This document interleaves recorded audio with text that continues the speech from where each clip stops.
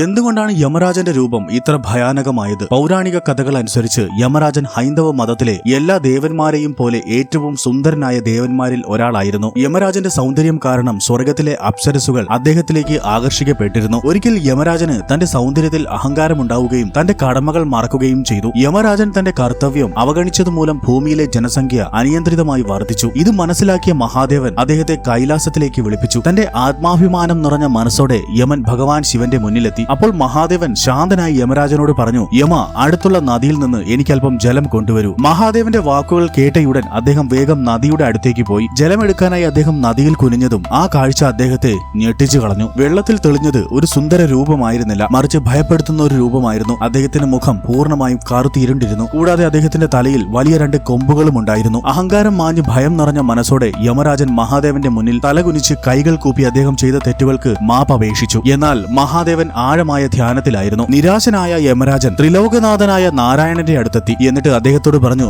ഭഗവാനെ, എനിക്ക് എന്റെ പഴയ രൂപം തിരികെ തരണമേ. യമൻ കേണപേക്ഷിച്ചു. എന്നാൽ നാരായണൻ പറഞ്ഞു, യമ, ഇത് എന്റെ കഴിവിനപ്പുറമാണ്. ഓരോരുത്തരും അവരുടെ കർമ്മഫലങ്ങൾ അനുഭവിക്കേണ്ടതുണ്ട്. നിനക്കുണ്ടായ ഈ രൂപമാറ്റം നീ ചെയ്ത തെറ്റിന്റെ ഫലമാണ്. എന്നിരുന്നാലും വിഷ്ണു ഭഗവാൻ യമന്റെ കൊമ്പുകളെടുത്ത് ഒരു പോത്തിന്റെ തലയിൽ വെച്ചു. അങ്ങനെ പോത്ത് യമരാജന്റെ വാഹനമായി മാറി. അന്നു മുതൽ യമരാജൻ എല്ലാം കൃത്യമായി നടപ്പിലാക്കുന്ന ധർമ്മത്തിന്റെയും നീതിയുടെയും ദേവനായി അറിയപ്പെട്ടു. മനുഷ്യരുടെ കർമ്മങ്ങൾ അനുസരിച്ച് വിധി നിർണയിക്കുന്ന നീതിമാനായ ദേവനായി യമരാജൻ മാറുകയും ചെയ്തു. യമരാജന്റെ ഈ വീഡിയോ നിങ്ങൾക്ക് ഇഷ്ടമായാൽ ലൈക്ക് ആൻഡ് സബ്സ്ക്രൈബ് ചെയ്ത് കമന്റ് ബോക്സിൽ ആരാണ് യമരാജന്റെ മാതാവും പിതാവും എന്ന് ടൈപ്പ് ചെയ്യൂ. ഹർ ഹർ മഹാദേവ്. ഓം നമോ നാരായണായ.